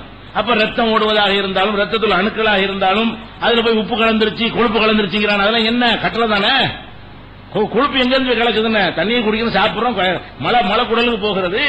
அதுக்கு இடையில என்ன பண்ணுது? ரத்தத்துக்குள்ள சக்கரைங்கிறான், ரத்தத்துக்குள்ள உப்புங்கிறான், ரத்தத்துக்குள்ள கொழுப்புங்கிறான், என்னென்னத்தையும் எடுத்துட்டு போய் என்ன செய்கிறது? அது கலந்து மிக்ஸ் ஆகி போயிடுது. எல்லாம் கட்டளை தான். அப்ப ஒரு மனிதனுக்கு ஒரு வினாடி நேரத்தில் கோடி கட்டளைக்கு மேல வருது. உங்களை எடுத்துக்கொண்டீர்களே ஆனால் உங்களுடைய முடி ஒவ்வொரு முடியும் வளருத, அதுக்கு கட்டளை தான். அந்த முடிக்கு மாறுத, கருப்பா இருக்கிறது செம்பட்டையா போய் வெள்ளையா மாறுத, அதுக்கு ஒவ்வொரு முடிக்கும் தனியான கட்டளைகள் இருக்கிறது. அப்ப ஒவ்வொரு அணுவுக்கும் கட்டளை, நிறம் மாறுவதற்கு கட்டளை. அப்படி ஒவ்வொரு மனிதனுக்கு இத்தனை கட்டளை இருந்தால் இத்தனை கோடி மக்களுக்கு எத்தனை கட்டளை? மனுஷனுக்கு மட்டுமா கட்டளை? ஒரு வினாடிக்கும் போட்டு கட்டளைன்னு சொன்னா, நான் பிறந்ததுல இருந்து சாவர வரைக்கும் எனக்கு போட்ட கட்டளை எழுதுறதா இருந்தா மெட்ராஸ் தண்ணி பூரா பத்தாது. சென்னையில் அவ்வளவு தண்ணி எடுத்து வச்சு அவ்வளவு ஒரு நேரத்தில் இணையா லட்சக்கணக்கான கட்டளை தாக்குத. ஒரு மனிதனையே லட்சக்கணக்கான அல்லாஹ்வுடைய கட்டளைகள் வந்து தாக்கி கொண்டே இருக்கிறது. அதன்படிதான் நான் இயங்கிக்கிட்டு இருக்கிறேன். ஒவ்வொன்றுக்கும் ஆர்டர் வந்து கொண்டே இருக்கிறது. அப்ப அல்லாஹ் சொல்லிருக்கிறான், குல் லவ் கானல் பஹ்ரு, இந்த கடல் மிதாதன் லி கலிமாத்தி ரப்பி, என் இறைவனின் கட்டளைகளை எழுதுவதற்கு மையாக மாறுமையானால் லநஃபிதல் பஹ்ரு, கடல் முடிந்து போய்விடும். கப்ல அன் தன்பத கலிமாத்து ரப்பி, என் இறைவனுடைய கட்டளைகளை எழுதி முடிப்பதற்கு முன்னால் மைய முடிஞ்சு போய்விடும். கடல் பூரா மையாக இருந்தாலும் அதெல்லாம் முடிந்து போய்விடும் என்று நபியை நீங்கள் சொல்லுங்கள் என்று அல்லாஹ் சொல்லுகிறான். அப்ப என்ன விளங்குகிறது? எல்லா மாறுதலுமே அல்லாஹ்வின் ஆர்டர் தான். ஒவ்வொரு வினாடி நேரம் என்ன செய்கிறது? ஒவ்வொரு மைக்ரோ செகண்ட்லையும் ஒவ்வொரு மனிதனுக்கு பொருளுக்கு எல்லாத்துக்கும் அல்லாஹ்விடமிருந்து உத்தரவு வந்து கொண்டே இருக்கிறது. அதனால மாறுது. அப்ப அதுதான் சொல்லி காட்டுறான். இந்த வறண்டு போன பூமி செழிக்குதுன்னு சொன்னா அதுல லட்சக்கணக்கான கட்டளை அடங்கி இருக்கிறது. வானத்துக்கு கட்டளை, பூமிக்கு கட்டளை, அது முளைக்கிறது கட்டளை, எவ்வளவு தண்ணி ஓட்டணுங்கிற கட்டளை, காற்று கட்டளை, எந்த வேகத்துல போகணுங்கிறது கட்டளை, எந்த இடத்துல நிக்கணுங்கிறது கட்டளை, எவ்வளவு மேகத்தை இழுத்துக்கிட்டு போகணுங்கிறதுக்கு கட்டளை, மேகத்திலிருந்து எவ்வளவு தண்ணி இறக்கணுங்கிறது கட்டளை, அனைத்தும் கட்டளை தானே. இறங்கின தண்ணீரை எங்க தேக்கி வைக்கணும் அதுக்கும் கட்டளை. அந்த அந்த எல்லாமே அப்படி ஒவ்வொரு விஷயத்திற்கும் ஏராளமான ஆர்டர்கள் அல்லாஹ்விடமிருந்து வந்து மாறிக்கொண்டே இருக்கிறது. அதை சொல்லி காட்டி எனக்கு வந்து திரும்ப உயிராக்க முடியாதா? இத்தனை ஆர்டர் பண்ணி அவ்வளவு நடந்துகிட்டு இருக்கடா அல்லாஹ் கேட்கிறான். எவ்வளவு ஆர்டர்களை போட்டுக்கிட்டு இருக்கிறான், அவ்வளவு நடக்கிறது. அப்ப மனுஷனை விட்டு ஆடு மாடுக்கு எவ்வளவு கட்டளை இருக்கும், கழுத குதிரைக்கு எவ்வளவு கட்டளை இருக்கும், மரஞ்செடிக்கு எவ்வளவு கட்டளை இருக்கும், எல்லாத்துக்கும் கட்டளை இருக்கா இல்லையா? சூரியனுக்கு கட்டளை, சந்திரனுக்கு கட்டளை, இப்படி ஏராளமான கட்டளைகள் அல்லாஹ்விடமிருந்து புறப்பட்டு கொண்டே இருக்கிறது. அந்த கட்டளைகள் படி அது நடக்கும்போது மாறிடுது. மாறுற காரணம் என்ன? ஒரே மாற்றமே தேவையில்லை. கட்டளை ஒரு ஆர்டர் முடிஞ்சு போய்விடும். மாற்றம் தேவையில்லைன்னு வைங்களேன், நில்லு, அதான் ஆர்டர் நின்ற வேண்டியதான். நிறைய ஆர்டர் பண்ணா மாறும் அர்த்தம். நில்லுன்னு நின்ற வேண்டியதான். அல்லாஹ்வுடைய அப்படி இருக்காது. ஒவ்வொரு செகண்டுக்கு நெல்லு எந்திரி உட்காரு போன்னு சொல்லி அவ்வளவு கமாண்ட் இருக்கும், அவ்வளவு கட்டளை இருக்கும். அப்ப அல்லாஹ் வந்து இவ்வளவு ஏராளமான கட்டளைகளை பிறப்பிக்கிற காரணத்தினால் உலகம் மாறியே தீரும், மாறிக்கொண்டுதான் இருக்கிறது. மாற்றம் என்பது ஒண்ணுதான் மாறாதுன்னு சொல்லுவாங்க. பழமொழி சொல்லுவாங்க. என்ன சொல்லுவான்? உலகத்திலேயே மாறாது எதுன்னு கேட்டா மாற்றம் தான். இந்த மாற்றம் அது மாறாதான். மாற்றம் இல்லாத ஒன்று கூட உலகத்தில் இல்லை என்பதற்காக இந்த மனுஷன் கண்டுபிடிச்ச ஒரு பழமொழி என்ன? பழமொழி இல்ல, ஒரு தத்துவம் தான். அது ஒரு தத்துவம் என்ன? மாற்றம் ஒன்றே மாறாதது. மாறாம ஏதாவது இருக்குன்னா மாற்றம் மாறிக்கிட்டே தான் இருக்கும். அப்ப மாற்றத்துக்கு அது வந்து நிறுத்த முடியாது யாராலும், அப்படி சொல்லக்கூடிய காரணங்களை பார்க்கிறோம். இப்படி அல்லாஹ் ரப்பல் ஆலமீன் வந்து காய்ந்து போன பூமியை முளைக்க செய்வதை எல்லாம் சொல்லி காட்டி, இது மாதிரி நான் உங்களை மரணித்த பிறகு திரும்ப எழுப்புவேன் அப்படின்னு நிறைய வசனங்கள்ல அடுக்கடுக்காக சொல்லி காட்டுகிறான். அதே மாதிரி வந்து இன்னொரு வசனத்தில் அல்லாஹ் சொல்லி காட்டுகிறான், மனிதர்களே நாங்கள் திரும்ப எழுப்புறதில் உனக்கு சந்தேகம் இருந்தால், யா அய்யுஹன்னாஸ், மனிதர்களே, இன் குன்தும் ஃபீ ரைபின் மினல் பாஸி, உங்களை திரும்ப நான் எழுப்புவேன் என்பதில் உங்களுக்கு சந்தேகம் இருந்தால் அதுக்குரிய ஆதாரத்தை கேட்டுக்க அப்படின்னு சொல்லி, அந்த ஆதாரம்லாம் பாத்தீங்கன்னா எல்லாம் மாறுதலா தான் இருக்கும். என்ன ஆதாரம்? முதல்ல உன்னை எங்க இருந்து படைச்சேன் அல்லாஹ் கேட்கறான். இன்னா ஹலக்னாக்கும் மின் துராபின், ஃபர்ஸ்ட் மண்ணுல இருந்து உன்னை படைச்சேன். உன்னை என்ன, உன்னுடைய தாய் தந்தையான ஆதம் ஹவ்வாவை என்ன செய்யறேன்? ஆதமை மண்ணிலிருந்து படைத்திருக்கிறேன். படைத்தோம். சும்மமின் நுத்துபத்தின், அப்புறம் என்ன செய்யறோம், விந்துவிலிருந்து உன்னை படைக்கிறோம். அப்புறம் என்ன செய்யறோம், சும்மமின் அலக்கத்தின், ஆணுடைய உயிரணுவும் பெண்ணுடைய முட்டையும் சேர்ந்த அந்த சினை முட்டையிலிருந்து உன்னை செய்யறோம். அப்புறம் உருவாக்குறோம், மாத்திரம், அடுத்து மாத்திரம். உன்னை மனுஷன் ஆக்குறதுக்கு எத்தனை வேலை நடக்குன்னு பாரு. முதல் மண்ணை தானே படைச்சோம், அப்படி வச்சிடலையே. அதுக்கப்புறம் இந்த மண்ணிலிருந்து மனிதனை இணைய செய்து அவனிலிருந்து ஒரு சாரை புறப்பட்டு வர செய்து அதை போய் அந்த கருவறையில தங்க வைத்து அதுல ஒரு ஸ்டேஜ் பை ஸ்டேஜா வளர்த்து இவ்வளவு வேலை செஞ்சுக்கிட்டு இருக்கிறவனுக்கு ஆகுண்டு ஆக்க முடியாது எனக்கு எல்லாம் கேட்கறான். அப்ப பிறகு என்ன செய்யறோம், ஒரு சதை துண்டாக ஆக்குகிறோம். அந்த சதை துண்டு எப்படி இருக்கிறது, அது எந்த ஒண்ணு சொல்ல, படைக்கப்பட்டுச்சா படைக்கப்படலையான்னு சொல்ல முடியாது. உருவாகியும் உருவாகாமலும் இருக்கக்கூடிய ஒரு சதை துண்டாக என்ன செய்யறோம், அப்புறம் மாத்துகிறோம். அதுக்கப்புறம் என்ன செய்யறோம், கருவறையில பல மாதங்கள் உன்னை தங்க வைக்கிறோம். உன்னை கீர்ரபில் அரகாமி மானசா, நாம் நாடுகிற காலம் வரைக்கும் உன்னை கருவறையில தங்க வைக்கிறோம். இல்ல அஜலி முசம்மா, குறிப்பிட்ட காலம் வரைக்கும். சும்மா நுகர்ஜிக்கும் திப்புலா, பிறகு ஒரு குழந்தையாக உங்களை நம்ம என்ன செய்யறோம், வெளியே கொண்டு வர்றோம். எது வரைக்கும் கொண்டு வர்றோம், பிறகு நீங்கள் பருவ வயது அடைகிறீர்கள். உங்கள சில பேர் இளமையிலே போய் விடுகிறீர்கள், சில பேர் தள்ளாத வயசு வரைக்கும் கொண்டு செல்லப்படுகிறீர்கள். இவ்வளவு செய்யற எனக்கு உங்களை திரும்பி உயிரை அல்ல கேட்கலாம். இவ்வளவு வேலை இத்தனை மாற்றம் செய்யறேன், உன்னை உருவாக்குறவன் எத்தனை ஸ்டேஜ கடந்து நீ வந்திருக்கிற, அப்படிப்பட்ட எனக்கு திரும்ப உயிர்ப்பிக்க முடியாதா என்று அல்லாஹ் தான் இருக்கிறதையே இந்த மாறுதல்களை மாற்றங்களை சொல்லித்தான் நிலைநாட்டுகிறான். இப்படியான மாறுதல்கள் இருக்கிறது என்பதை 22வது அத்தியாயத்தில் 5வது வசனத்தில் சொல்லி காட்டுகிறான். அதே மாதிரி அல்லாஹ் இருக்கிறாங்கிறதுக்கு ஆதாரம் எப்படி சொல்றான் தெரியுமா, இன்னஃபி ஹல்கி சமாவாத்தி வல்லர், வானங்கள் பூமியை படைத்திருப்பதிலும், வக்திலாஃபில் லைலி வன்னஹார், இரவு பகல் மாறி மாறி வருது பாரு, அதுல நான் இருக்கிறேன். அல்ல எங்கன்னு இருக்கிறியா, ராத்திரியும் பகலும் மாறி மாறி வருதுல, அதை போய் சிந்திச்சு பாரு, அங்க நான் இருப்பேன். நான் ஒருத்தன் இருந்து அந்த வேலையை செய்யறேன்னு உனக்கு தெரியும். விஞ்ஞானிகள் நீ ஒத்துக்கிட்டு வர்றான், அந்த காலத்து விஞ்ஞானிகள் ஒத்துக்கல. இந்த காலத்து விஞ்ஞானிகள் ஆய்வு செஞ்சு பிரபஞ்சத்தை ஆய்வு செய்து செய்யறான். இன்னைக்கு கடவுள் இல்லாம இது இருக்க முடியாது, கடவுள் இல்லாம உருவாகி இருக்க முடியாது, சூப்பர் பவர் ஒன்று இருந்துதான் இதை இயக்கிக் கொண்டிருக்கிறது என்ற முடிவுக்கு வருகிறான். அதை சொல்லி காட்டுறான். வக்திலாஃபில் லைலி வன்னஹார், இரவு பகல் மாறி மாறி வருது பாரு, அது மாற்றம் தானே, அதுல நான் ஒருத்தன் இருக்கிறேன் என்பதற்கு ஆதாரம் இருக்கிறது அப்படின்னு சொல்லி காட்டுறான். அதே மாதிரி மழையை பொழிவிக்கிற சொல்லி காட்டுறான், உயிரினங்களை பல்கி பெருக செய்யறது சொல்லி காட்டுறான். பூமிக்கு வானத்துக்கு நடுவுல மேகம் அப்படி அந்த இடத்துல நிக்கிற, அதுல கூட நான் இருக்கிறேங்கிறான். நான் இருக்கேன்னா அது நான் இருக்குன்னு அர்த்தம் இல்ல, நான் இருக்கிறேன் என்பது அங்க ஆதாரம். சிந்திச்சு பாரு எப்படி நிக்குது, ஆதாரம் இருக்குது. இப்படி எல்லாம் அல்லாஹ் ரப்பல் ஆலமீன் 264 வசனத்தில் சொல்லி காட்டுகிறான். அப்ப குர்ஆனை எடுத்து பார்த்தீங்கன்னா இப்படி ஏராளமான வசனங்கள்ல உலகத்தில் ஏற்படக்கூடிய மாற்றங்களை சொல்லி காட்டி, இந்த மாற்றங்களை எல்லாம் நான் தான் செய்கிறேன், இந்த மாற்றம் ஏன் ஏற்பட்டுச்சு, நான் இல்லாம ஏற்பட்டு இருக்காது என்று நிறுவுகிற விதமாக அல்லாஹ்வும் சொல்லி காட்டுகிறான். ஆனா இதெல்லாம் ஆதாரம் சொல்லாமலே நம்ம தெரிஞ்ச விஷயங்கள் தான். இது மாறுது என்பதை நம்மளே ஆதாரமா இருக்கிறோமா இல்லையா? நம்ம 25 வருஷம் என்னவா இருந்தோம் நினைச்சு பார்த்தா நம்ம எவ்வளவு மாறி வந்திருக்கிறோம். 15 வருஷம் நம்ம எப்படி இருந்தோம் நினைச்சு பார்த்தோம்னா நம்ம எவ்வளவு மாறி இருக்கிறோம். 30 ஆண்டுக்கு முன்னாடி நம்ம எப்படி இருந்தோம் என்று நாமே நினைத்து பார்த்தோமே ஆனால் நம்ம எவ்வளவு மாற்றங்களை கடந்து வந்திருக்கிறோம் எல்லாமே நமக்கு தெரிகிறது.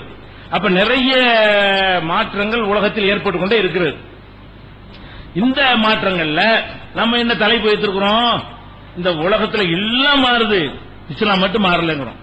எப்படி அல்லாஹ் மாறவில்லையோ அல்லாஹ்ட்ட அந்த மார்க்கம் மாறலங்கிறோம்.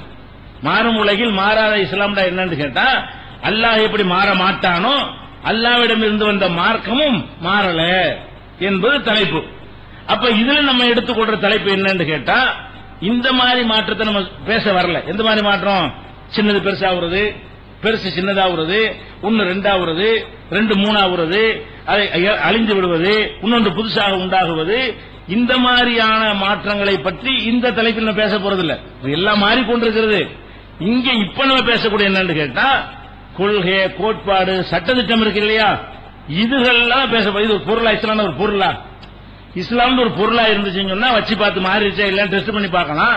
இஸ்லாம்ங்கிறது ஒரு மெட்டீரியல் கிடையாது, அது ஒரு சித்தாந்தம், அது ஒரு கொள்கை, அது ஒரு வாழ்க்கை திட்டம், அது சில சட்டத்திட்டங்களுடைய தொகுப்பு.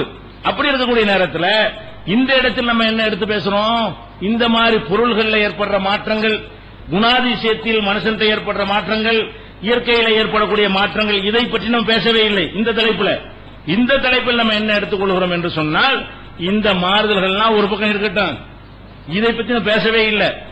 இந்த மாறுதலை விட்டுட்டு உலகத்துல எவ்வளவு கொள்கை இருக்கிறது, எவ்வளவு மதங்கள் இருக்கிறது, எவ்வளவு சித்தாந்தங்கள் இருக்கிறது, எவ்வளவு கட்சிகள் இருக்கிறது, எவ்வளவு இயக்கங்கள் இருக்கின்றன. அவங்களுடைய விஷயங்கள் எல்லாம் மாறிக்கிட்டே வரும் பொழுது இது மட்டும் மாறல. நாம தலைப்பில் எடுத்துக்கொள்ற விஷயம் என்னவென்று சொன்னால், இஸ்லாத்தை மாறவில்லை என்று சொல்வதாக இருந்தா இந்த மைக்கு மாறிவிட்டது இஸ்லாம் மாறலன்னா பொருந்தாது. மைக்குங்கிற ஒரு பொருள், இஸ்லாம்ங்கிற ஒரு பொருள் கிடையாது. அப்ப நம்ம ஒப்பிட்டு காட்டுவதாக இருந்தா எதோட ஒப்பிட்டு காட்டணும்? இஸ்லாம் மாறவில்லை என்று ஒப்பிட்டு காட்டுவதாக இருந்தால் வேற ஒரு கொள்கையை காட்டி, இந்த பாருங்க இந்த கொள்கை மாறுது, இந்த பாருங்க இந்த கொள்கை மாறல, இந்த பாருங்க அந்த கொள்கை மாறி போச்சு, இந்த கொள்கை மாறலன்னு சொல்லி கொள்கை, கோட்பாடு, சட்டத்திட்டம் இதுகளை சொல்லி அது மாறலை என்று சொல்வதுதான் தலைப்புடைய நோக்கம். புரிந்து கொள்வதற்கு தான் இதுவரைக்கும் சொன்ன மாறுதல்லாம். அது இந்த தலைப்போட ஒட்டுன விஷயங்கள் கிடையாது. அந்த மாறுதல்களை பற்றி பேசவும் முடியாது. அது வேற இது வேற. அப்ப உலகத்தில் எல்லாம் மாறிக்கொண்டிருக்கும் பொழுது இஸ்லாம் மாறவில்லை என்ற தலைப்பு நான் இப்ப சுட்டி காட்டின அந்த மாறுதலை சொல்லவில்லை. விளங்குதா? அதோட ஒப்பிடவும் நம்ம வரவில்லை. நாம என்ன செய்யணும்? மாறும் உலகில்னா எல்லா கொள்கைகளும் மாறிக்கொண்டிருக்கும் பொழுது என்ன அர்த்தத்தில் வர்றோம்? மாறும் உலகில் மாறாத இஸ்லாம் என்று சொன்னால் உலகத்தில் உள்ள எல்லா கொள்கைகளும் மாறுகின்றன. எவ்வளவு பெரிய அறிவு ஜீவிகளை கொண்டு உண்டாக்கப்பட்ட கொள்கையும் மாறுகிறது, எவ்வளவு பெரிய கூட்டத்தார் சேர்ந்து உருவாக்கின கொள்கையும் மாறுகிறது. ஆனால் எழுத படிக்க தெரியாத ஒருவர் மூலம் வழங்கப்பட்ட இந்த கொள்கை மாறல. இதுதான் தலைப்பு. அப்ப உலகத்தில் உள்ள எல்லா கொள்கை சித்தாந்தங்களோட ஒப்பிட்டு பார்த்து இஸ்லாம் மாறல என்று சொல்வதுதான் தலைப்புடைய நோக்கமே தவிர, இந்த பொருள்களோடு ஒப்பிட்டு பார்த்து இதெல்லாம் மாறிவிட்டது அதனால இஸ்லாம் மாறல என்று சொல்வது பொருந்தாது. அதை நம்ம இந்த தலைப்பில் சொல்லவும் போறதில்லை. அப்ப நம்ம இந்த இடத்தில் எடுத்துக்கொள்ளக்கூடிய மாறுதல் என்னவென்று சொன்னால் கொள்கை, கோட்பாடு, சட்டத்திட்டம் இந்த விஷயங்கள் தான். இதை எடுத்து பாத்தீங்கன்னு சொன்னா இப்ப நம்ம இஸ்லாம் மாறலங்கிறோம். ஒரு பழமொழி சொல்லுவாங்க, காக்கைக்கும் தன் குஞ்சு பொன் குஞ்சும் வாங்க. ஒரு காக்கா இருக்குன்னு வைங்களேன், காக்காவுடைய குஞ்சு எப்படி இருக்கும்? கருப்பா தானே இருக்கும். காகம் எப்படி கருப்பாக இருக்கிறதோ அதனுடைய குஞ்சியும் கருப்பா தான் இருக்கும். ஆனா அந்த காகத்துக்கு அது எப்படி இருக்குமா? அது பொன் குஞ்சு, தங்க குஞ்சியா தெரியுமா? ஏன் தங்க கலர்ல ஒரு குஞ்சு கொண்டு விட்டா கூட விரட்டி அடிச்சோம். அந்த குஞ்சு மட்டும் எடுத்துக்கலாம். எந்த குஞ்சு? தன்னுடைய குஞ்சு. அப்ப காகமாக இருந்தாலும் கூட அதுக்கு எதான் பெருசு? அது பெத்த புள்ளதான் பெருசு. காக்கைக்கும் தன் குஞ்சு தான் பொன் குஞ்சு என்று பழமொழி சொல்ற மாதிரி நீங்க இஸ்லாத்துல இருக்கிறீங்களா அதனால மாறலங்கிறீங்க. நாங்க எங்கேயிருந்து மாறல நாங்க சொல்லுவோம், சொல்லலாம்ல. எங்கேயிருந்து மாறி போச்சா? நாங்களும் கள்ளதான் இத்தனை வருஷம் வணங்கிட்டு இருக்கோம், எங்க மாறிட்டோம் கேட்கலாம்ல. நீங்க அல்லாஹ் வணங்குறது மாறலங்கிறீங்க. சரி, நாங்க மட்டும் நீங்க மாறல, சரி அவன் மட்டும் மாறானா? கல்ல வணங்குற கள்ளதான் வணங்கிட்டு இருக்கிறான். அல்லாவுக்கு புள்ளங்கிறவன் புள்ளன்னு சொல்லிட்டு இருக்கான், அவனும் மாறலையே. நீங்களும் மாறல, அவனும் மாறல. வணங்குதா? மாறாத இஸ்லாம்னு சொல்வதாக இருந்தால் மாறாத எல்லாத்தையும் சேர்த்துக்கிறான், எதுவும் மாறவில்லை.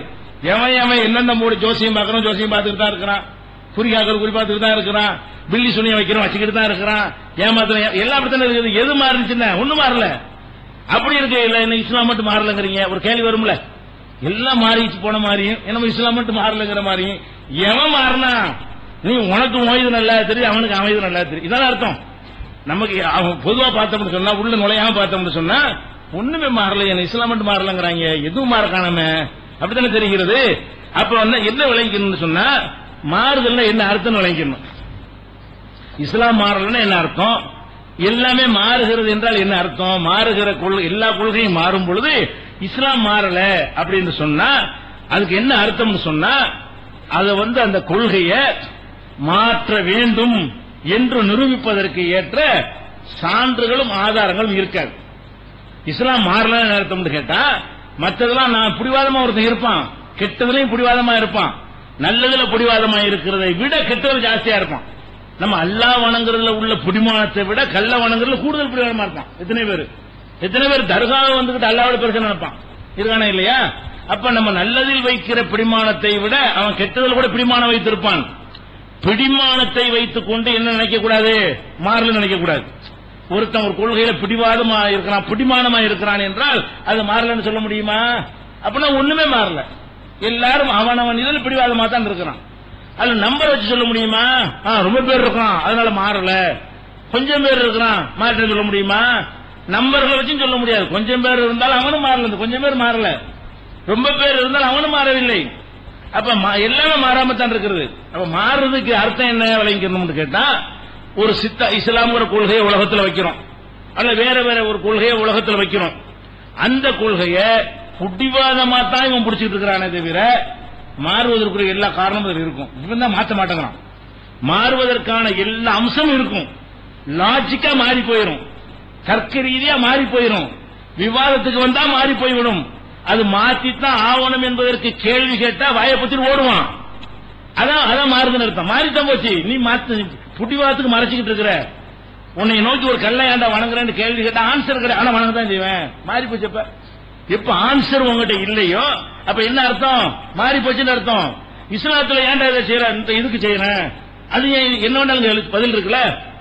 அப்ப இஸ்லாம் மாறவில்லை என்பதற்கு அர்த்தம் என்னன்னு கேட்டா எதுவும் மாறாமத்தான் இருக்கிறது. இஸ்லாம் மாறவில்லைக்கு அர்த்தம் என்ன? இஸ்லாத்தை மாற்றித்தான் ஆகணுங்கிறியா? அதற்குரிய எந்த வாதங்களை வைத்தாலும் அது அடிபடும். அறிவாளிகளுடைய முன்னால நிக்காது, தர்க்க ரீதியாக நிக்காது, விவாதம் பண்ணும்போது நிக்காது. அப்ப இஸ்லாம் மாறித்தான் ஆக வேண்டும், மாற்றித்தான் ஆக வேண்டும் என்று யாராவது வாதத்தை வைப்பார்களே ஆனால் அந்த வாதத்திற்கான பதில் இஸ்லாத்தில் இருக்கிறது. வேற எந்த சித்தாந்தத்திலும் இல்லை. எந்த சித்தாந்த உலகத்தை எடுத்து பார்த்தாலும் சரி அது பிடிவாதமா இருப்பான். டேய் இன்னென்ன காரணத்தால் இது சரியில்லைன்னு சொல்லுவோம், பேச மாட்டான். இது மாற்றித்தான் ஆகணுமோ, அதெல்லாம் முடியாதுமா, பதில் கிடையாது. அப்ப அதுக்கு எதிரான வாதங்களை வைத்து இது மாற்றித்தான் ஆக வேண்டும் என்று சொன்னாலும் அதுக்கு என்ன இல்ல, பதில் கிடையாது. இது மாறவே இல்லை என்று மாற்றுவதற்கு அவசியமே இல்லை என்று நம்ம சைடுல வாதங்களை வைத்தாலும் இல்லை உங்க வாதம் தப்பு அப்படின்னு முறியடிக்க முடியாது. அப்ப மாறுகிற உலகில் மாறாத இஸ்லாம்ங்கிற தலைப்புடைய அர்த்தத்தை முதல் விளங்கிறேன். நீங்க என்ன விளங்கிறேன்? மாறுகிற உலகம் என்று நாம சொல்வது இந்த மெட்டீரியலே கிடையாது, பொருள்களை பத்தி பேச கிடையாது. எதை பத்தி பேசுறோம்? கொள்கை கோட்பாடுகளை பத்தி பேசுறோம். கொள்கை கோட்பாடுகள்ல மாறலன்னா எந்த அர்த்தத்தில் பேசணும்? ஒண்ணுமே மாறாமத்தான் இருக்கிறது. இஸ்லாம் மாறாதது போலவே எந்த கொள்கை கோட்பாடும் மாறவில்லை. ஆனால் அது மாறித்தான் ஆக வேண்டும் என்று மனிதனுடைய அறிவு சொல்கிறது. அவன் பிடிவாதம் மாத்தாம இருக்கிறான். நேர்மையான பார்வையில் பார்த்தால் அது மாறித்தான் ஆக வேண்டும், நியாயமான பார்வையில் பார்த்தால் மாறித்தான் ஆக வேண்டும். அப்படி இஸ்லாத்துக்கு சொல்ல முடியாது. இஸ்லாம் அல்லாத எந்த சித்தாந்தத்தை எடுத்து சொன்னாலும் அவை அனைத்துமே மாறித்தான் ஆக வேண்டும் என்பதை அறிவாளிகள் சொல்வார்கள். காழ்ப்புணர்ச்சியை வெளியே இஸ்லாம் இப்படி வச்சுக்கிறோமே, இஸ்லாத்தை விட்டு வெளியே வந்து நின்று நீ என்ன மார்க்கத்தில் இருக்கிற அதை விட்டு வெளியே வந்து நின்று இப்ப பேசுவோம். அப்படி சிந்தித்து பார்த்தோமே ஆனால் இஸ்லாத்துல ஒரு கரெக்டா தான் ஏமாத்தணும், கரெக்டா இருக்கிறது மாத்தணும் அப்படின்னு தான் மாறும். மற்ற சித்தாந்தத்தை எடுத்து பார்த்தோம்னு சொன்னா அது மாற வேண்டியதுக்கு ஆயிரக்கணக்கான காரணங்கள் இருக்கும், ஆயிரக்கணக்கான நியாயங்கள் இருக்கும். அப்ப மார்க்கத்தில் நிறைய பேர் பிடிப்பா இருக்கிறான், அதிகமான மக்கள் இருக்கிறார்கள் என்பதால் ஒரு மாற்றம் ஏற்படலங்க கூடாது. இஸ்லாத்துல இருக்கிறதுல இன்னொரு முக்காவாசி குறைஞ்சுதான் வைங்க. ஆனா இஸ்லாம் வளர்ந்துட்டே வரும். கேம நாள் வரைக்கும் டெவலப் ஆகிக்கொண்டே இருக்கும். ஈசா நபி வர்ற காலத்துல என்ன செய்ய ரிவர்ஸ்ல போயிட்டு என்ன செய்யும், அதுக்கு பிறகு அழியும். அது வரைக்கும் இஸ்லாம் ஏறுமுகத்தை நோக்கித்தான் போய்கொண்டே இருக்கிறது. ஒரு பேச்சுக்கு வச்சுக்கிறோமே, இப்ப 200 கோடி முஸ்லீம்கள் இருக்கிற இடத்துல 5 கோடியா மாறிட்டான்னு வைங்க, அப்போ இஸ்லாம் மாறலன்னு சொல்லுவோம். ஏன் மாறலன்னு சொல்லுவோம்? அட 200 கோடி பிள்ளை அத்தனை பேரும் போகட்டும் முடியாது, கொள்கை சரியா தவிர அதை பேசுவோமா? இஸ்லாம்ங்கிற கொள்கை சரி கூமுட்டை அத்தனை பேரும் போயிட்டானா மாறத்தான் செய்யுமா? மார்க்கத்தை படிக்காம போனா மாறத்தான் செய்யுமா? இறையச்சு அவனுக்கு உலகத்தில் ஆசைகள் பெருகி போச்சுன்னா மாறத்தான் செய்யுமா? எப்படி வேணாலும் பணக்காரனா போனேன்னு நினைச்சான்னு சொன்னா அவனுக்கு இங்க இருக்க இயலாது. திருடி கொலை செஞ்சு கொள்ளையடிச்சு வரதட்சணை வாங்கி ஏமாத்தி மோசடி பண்ணி கலப்படம் பண்ணி அவன் போகத்தான் செய்வான். அதனால மாறணும்னு சொல்லுவோமா? மாறுவதற்குரிய லாஜிக்கு இருக்க வேண்டும், மாறுவதற்குரிய நியாயம் இருக்கு. இன்ன கேடு இருப்பதால் இதை மாற்ற வேண்டும், இந்த நன்மை இதில் இல்லை இதில் இருக்கிறதால் இதை மாற்ற வேண்டும் சொல்லணுமா இல்லையா? இஸ்லாத்தில் இந்த நன்மை இல்லை, இதில் எந்த நன்மை இருக்கிறது மாத்து. இஸ்லாத்தில் இந்த கேடு இருக்கிறது, இந்த கேடு இதில் இல்லை, அப்ப மாற்றுவோம். மாற்றுறது என்று சொன்னால் மாற்றுவதற்குரிய காரண காரியங்களை ஆதாரங்களை அள்ளி போட்டு மாத்தணும். அந்த விஷயத்தை தான் தலைப்பில் நம்ம சொல்ல போறோம். மாறலைங்கிற விஷயம் நாங்க பிடிவாதமா மாறாம இருக்கிறோம் சொல்லி எல்லாரும் சொல்லிட்டு போயிடலாம். இந்த தலைப்பை யாரும் பேசுறதுக்கான தலைப்பு. இந்த தலைப்பை எடுத்துக்கொண்டு மாறும் உலகில் மாறாத இந்து, மாறும் உலகில் மாறாத கிறிஸ்துவம், மாறும் உலகில் மாறாத பௌத்தம் அவன் செய்யறது பிரச்சனை செய்வான், எல்லாரும் பேசிட்டு போயிடலாம். அப்ப யாருமே மாறாமத்தான் இருக்கிறார்கள். அப்ப நம்ம இதனுடைய பொருள் என்ன நீ விளங்கிக்கணும். இஸ்லாமும் மாறவில்லை, இஸ்லாமிய கொள்கை மாறவில்லை அப்படின்னு அர்த்தம் என்னவென்று சொன்னால் மாறுவதற்குரிய ஒரு நியாயமும் கிடையாது. மாறுவதற்குரிய ஒரு அவசியமும் இல்லை, ஒரு தேவையும் இல்லை. இவ்வளவு காலம் கடந்து நவீன காலத்துக்கு வந்துட்டோமே அதனால மாறணும்னு சொல்வதற்கு கூட இல்ல. ஒரு சின்ன ஒரு துரும்பு கூட எடுத்து போட முடியல.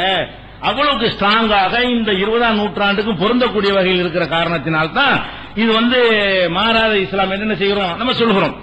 அதே போல ஒவ்வொருத்தரும் என்ன செய்வாங்கன்னு கேட்டா, இந்த லாஜிக்காக சில கேள்விகளை கேட்கும் போது கூட சில பேர் பதில் சொல்லுவாங்க. பதில் சொல்ல வெளியே வந்து தான் சொல்லுவாங்க, அதுல நின்றுகிட்டு சொல்லணும். இஸ்லாத்தை பற்றி கேள்வி கேட்டா எப்படி பதில் சொல்லணும்? இஸ்லாத்துக்கு உள்ள நின்று கொண்டு செய்ய வேண்டும். இப்ப இஸ்லாத்துல நீ வரதட்சணை வாங்குறீங்க அப்படின்னு சொன்னான்னு வைங்க, இந்த பாருங்க இவ்வளவு பேர் வாங்கலன்னு சொல்லக்கூடாது. இவ்வளவு பேர் வாங்க இஸ்லாத்துல எங்க பாருக்குன்னா சித்தாந்தத்தை தான் சொல்லணும். இவ்வளவு பேர் வாங்கலன்னு சொன்னா அது பதிலாகுமா? ஆட்களை காட்டிக்கிட்டு சித்தாந்த நியாயம் வெளியே போயிடுறோம்.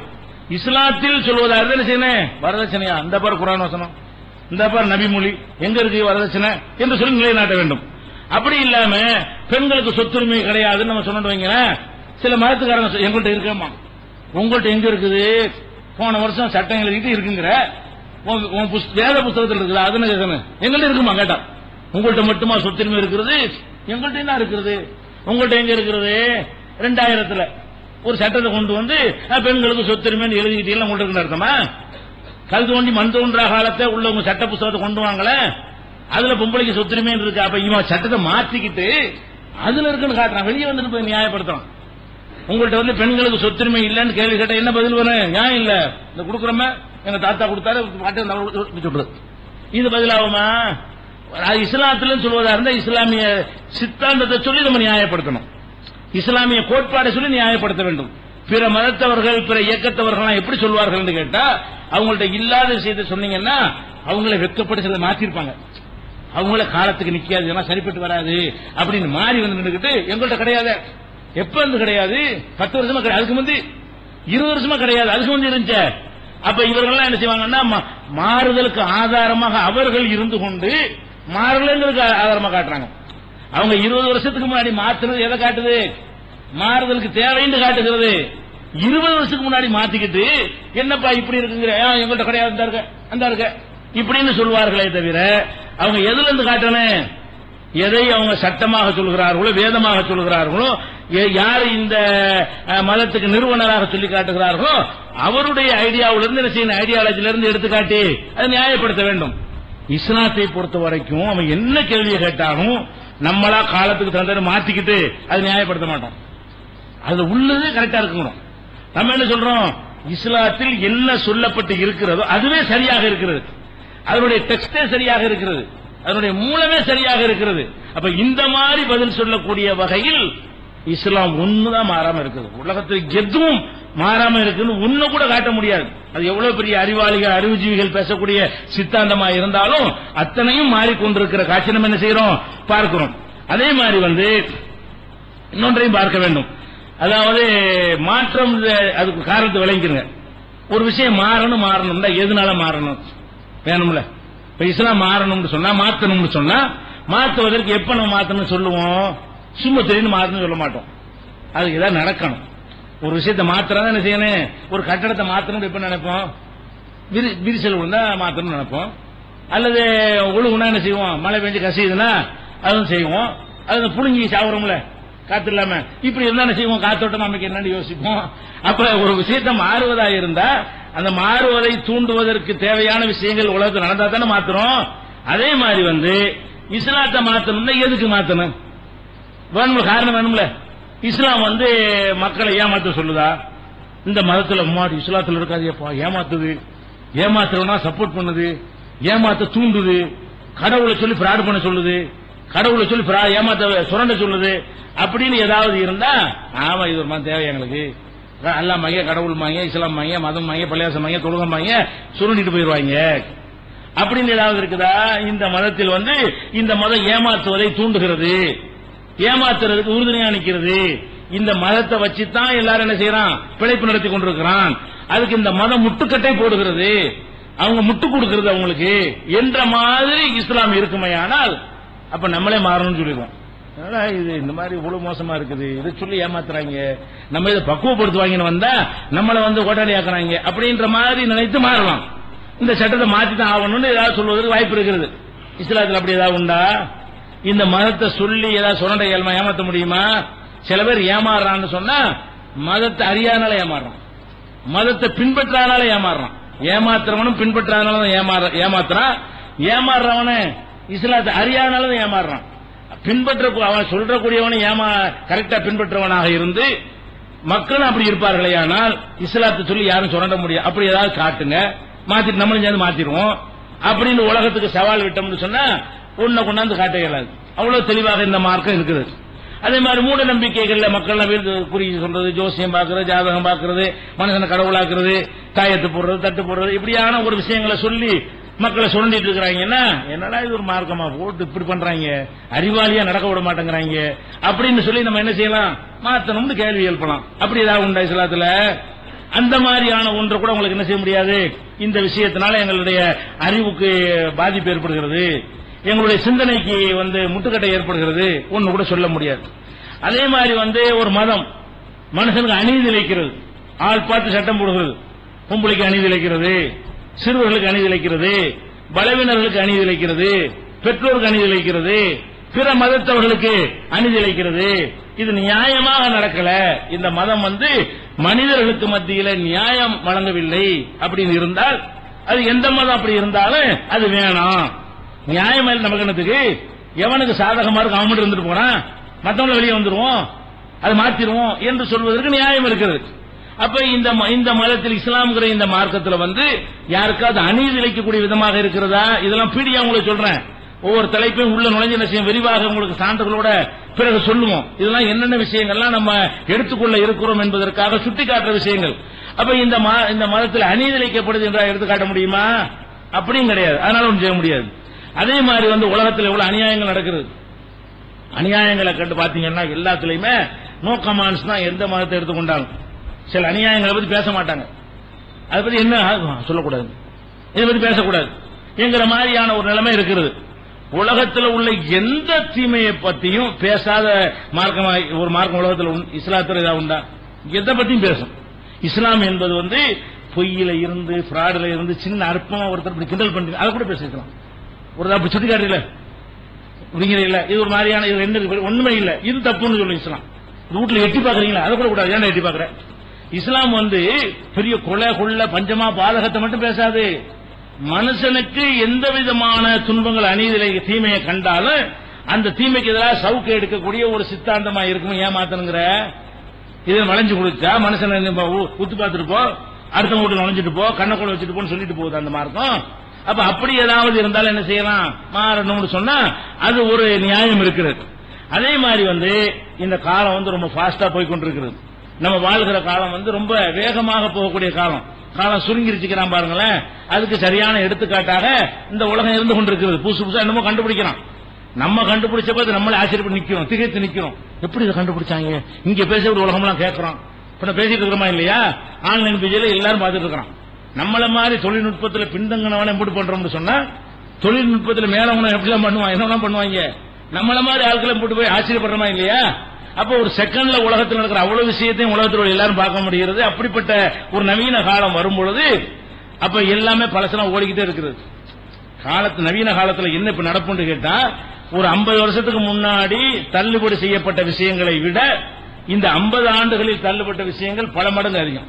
அது வேணா இது வேணா தள்ளினாங்க இல்ல, அதனால ரொம்ப கம்மியா இருந்துச்சு கடந்த காலங்கள் எல்லாம். இப்ப என்ன பாஸ்டா புதுசு புதுசா கண்டுபிடிக்க என்னடா இது தப்பு இது தப்பு ஒன்னொன்னையும் பார்த்து தப்புங்கிறான். ஒவ்வொரு கண்டுபிடிப்பையும் பார்த்துட்டு பழசெல்லாம் தப்புங்கிறான். அப்ப எல்லாமே நவீன காலத்துல ஈடு கொடுக்க மாட்டேங்குது, பொருள்களும் ஈடு கொடுக்க மாட்டேங்குது. பழைய காலத்து ரேடியோ போட்டு ரேடியோ கேட்க முடியுமா? அந்த காலத்து ரேடியோ போட்டு ரேடியோ ஆனாவுக்கு 20 நிமிஷம் ஆகும். அந்த காலத்துல ரேடியோ போட்டு வச்சிருந்தாங்க, ரேடியோ போட்டு விட்டு உட்காந்து ஹீட் ஆகி ரொம்ப நேரம் சூடான பிறகு என்ன செய்ய ரேடியோ அப்புறம் தான் ரேடியோ ஆனாவும். இப்ப என்ன நிலைமை அப்படியே இருக்குது, தூக்கி குப்பையில போடுறாங்க. அப்ப காலம் வேகமா போக போக பழைய காலத்து பொருள்கள்லாம் எப்படி குப்பை கூடைக்கு போய் கொண்டிருக்கிறதோ இப்பெல்லாம் எல்சிடி டிவி எல்இடி டிவின்னு போயிட்டு இருக்கான். அந்த பிக்சர் டிவி அந்த காலம் இனிமே இருக்குமா? இருக்காது. இன்னும் 5 வருஷம் ஆனா அது குப்பைக்கு தான் போகும், இதுக்கு டிவின்னு போயிடும். அப்ப எல்லாமே உலகத்துல மாறிக்கொண்டே இருக்கக்கூடிய ஒரு நேரத்தில் கொள்கைகளும் தூக்கி எறியப்படும். இந்த காலத்துல இந்த நவீன காலத்தில் தான் எதுவுமே வேணாங்கிறான். மதம் வேணாம், ஒண்ணு வேணாம். எவ்வளவு ஜாலி உலகம், எப்படி இன்பமான உலகமா இருக்கு, இது அனுபவிக்க கூடாதுங்கிறாங்க. இந்த மதங்கள் நமக்கு தேவையா? எவ்வளவு முட்டுக்கட்டை, எவ்வளவு குறுக்கு தடுக்கிறாங்க. இந்த மதம் மட்டும் இல்லைன்னு சொன்னா எப்படி ஜாலியா உலகத்தில் இருக்கலாம் என்றெல்லாம் தூண்டுகிற வகையில அவ்வளவு பசுமையாக இந்த உலகம் இருக்கிறது, கண்ணு கவர்ச்சியாக இருக்கிறது. இன்பத்தை அனுபவிக்க நினைச்சான்னு சொன்னா ஈஸியா அனுபவிக்கிற அளவுக்கு அவ்வளவு வாய்ப்புகள் இந்த உலகத்துல கொட்டி கிடக்கிறது இந்த நவீன காலத்துல. அப்ப இந்த நவீன காலத்துல ஈடு கொடுக்க முடியாம இந்த சித்தாந்தம் வந்து பின்தங்கின மாதிரி இஸ்லாம் நிக்குதா? நம்ம எகிர் அடிச்சு அவன் தான் ஓடுறான். இஸ்லாம் வந்து இந்த நவீன காலத்து ஆட்கள் நோக்கி எகிர்னா அவன் வந்து நம்மளை எகிரனு. அந்த காலத்துல இவன் ஆடா கடவுளை பத்தி பேசுவோம், ஆடா விவாதத்துக்குண்டா அவங்க கூப்பிட்டு இருந்தாங்க. எந்த காலத்துல? முன்னேறாத காலத்துல வந்து கடவுள் இல்லைங்கிறவன் நம்மளை கூப்பிடுவான். கடவுள் இருக்காரா பேசுவோம்றியா கூப்பிடுவான். இப்ப கடவுள் இருக்குங்க நம்ம கூப்பிடுறான். முற்போக்குல ஊறி போன மாட்டேங்கிறான், அதெல்லாம் முடியாது அப்படிங்கிறான். மேற்கத்திய கலாச்சாரம் அறிவாளி அவன் தான் சிந்தனையில கூடணும்னு சொல்றாங்க. வாங்கடா பேசுவோம் மாட்டேங்கிறான். அப்ப என்ன விளங்குறது? நீ எவ்வளவுதான் நீ நவீன காலத்துல வந்தாலும் சரிதான், அதையும் மிஞ்சி இதான் நிக்குது. இதுக்கு பதில் சொல்ல இதுதான் எல்லாரும் பயப்படுறாங்க. அமெரிக்காவில இருந்து எல்லாம் வந்து குண்டை கொண்டே போற காரணம் என்ன? கருத்தால் வெல்ல முடியவில்லை, கருத்தால் அழிக்க முடியவில்லை. இது ஆபத்தான சக்தியாக இஸ்லாம் தான் இருக்கிறது. அதை என்னத்தையாவது பண்ணி என்ன ஆட்களை கொலை செஞ்சாவது நம்மளை வெறிய தீர்த்துக் கொள்வோம் என்று அவர்கள் வேறு விதமான ஆயுதங்களை கையில் எடுப்பதற்கு கூட காரணம் என்ன? இஸ்லாம் மட்டும் போர் சரியான ஒரு மார்க்கமா இருக்குன்னு வைங்க, ஒரு முஸ்லீமும் கொல்ல மாட்டாங்க இவங்க. ஏன்? இஸ்லாத்தை கொண்டு போட்டுவாங்க. இஸ்லாம் வந்து மோசமான கொள்கையா இருந்தா ரெண்டு வாதத்தை எடுத்து வச்சு இது புஷ் ஆக்கி இதெல்லாம் ஒரு மார்க்கமாடா போங்கட வேலையை பார்த்துட்டு இருக்கோம், நம்ம தலையை ஒளிஞ்சு வந்திருப்போம். அப்படி சொல்ல முடியாதனாலதான் என்ன செய்யறான்? அணுகுண்டு கண்டுபிடி, ஆள்களை கொள்ளு, இதான் நம்ம வெளியே தீர்த்துக்கிற ஒரே வழி என்றுதான் அவர்களுக்கு இஸ்லாத்தோடு மோத முடிகிறதே தவிர, முதுகுக்கு பின்னால் வந்து குத்தம் முடிகிறதே தவிர, இஸ்லாத்தோட இந்த கொள்கை சரியில்லை, அந்த கொள்கை சரியில்லை, இந்த கோட்பாடு சரியில்லை ஒன்னு சொல்ல முடிஞ்சா யாருக்காவது? உலகத்துக்கு அறிவை கற்றுக் கொடுக்கணும்னு சொல்லக்கூடிய ஒரு நாகரிகத்தின் தொட்டின்னு சொல்றாங்கல்ல, அவங்களுக்கு அது முடியுதா? அப்ப 20ஆம் நூற்றாண்டுக்கு நம்ம வந்து விட்ட பிறகு கூட இதுதான் மேல நிக்குது, அதுதான் கீழே தான் கிடக்குது. நவீன காலத்தில் பொருள்கள்ல வேண்டாம் நீ கண்டுபிடிச்சது மேல நிக்கலாம், எங்க அப்பம் பாட்டம் கண்டுபிடிச்சது கீழே போயிருக்கலாம். நம்ம அந்த காலத்துல ஓரளவு உலக்க வச்சிருந்தோம்ல, அதை போட்டு மிக்சி இப்ப கண்டுபிடிச்சிருக்கீங்க, ஓகே அதுக்கு சரியா வரலாம். சித்தாந்தத்துக்கு சரியா வருமா? நீங்க என்னத்தை கண்டுபிடிச்சு வந்தாலும் சரி இஸ்லாம்ங்கிற அந்த உலக்கி கண்டு ஓடத்தான் செய்யறீங்க. உங்க இஸ்லாமத்துக்கு எதிராக கொண்டு வர உங்க மிக்சி கிரைண்டர் நிக்க மாட்டேங்குது, அதான உண்மையா இருக்கிறது. அப்ப அந்த மாதிரி பார்த்தாலும் நவீன காலத்துல எவ்வளவு பெரிய சித்தாந்தங்களை கொண்டு வந்தாலும் சரி, சித்தாந்த ரீதியா எடுத்து வச்சோம்னு சொன்னா அம்மாடி இஸ்லாண்ட ஆபத்து, நான் பேச மாட்டேன் நீ பேச மாட்டேன், அதுக்கு எதிராக நிக்க முடியாது, பேப்பர் தான் எழுதுவாங்க, வெளியே நின்று பேசிக்கிறாங்க. வாடா பேசுவோம்னு சொல்லி இஸ்லாத்திலிருந்து யாராவது முன் வந்தார்களே ஆனால் ஓட்டம் எடுக்கக்கூடிய வகையில் இது மேலும் இங்கதான் நிற்கிறது. அதே மாதிரி வந்து கடைசியா முன்னேற்றத்துக்கு தடையா இருந்தா என்ன செய்யலாம்? ஒரு வேணான்னு சொல்லலாம், மாத்தானே என்னங்க மனுஷன் முன்னேற முடியுதா, சம்பாதிக்க இயலுதா, வாழ முடியுதா அப்படிங்கிற மாதிரி ஒரு காரணமா இருக்குமே. ஆனால் அப்ப கூட அதை மாத்தலாம்னு சொல்லலாம். இஸ்லாம் முன்னேற்றது தடையா இருக்குதா? உழைக்க வேணான்னு சொல்லுதா, சம்பாதிக்க வேணான்னு சொல்லுதா, ஆய்வு செய்ய வேணான்னு சொல்லுதா?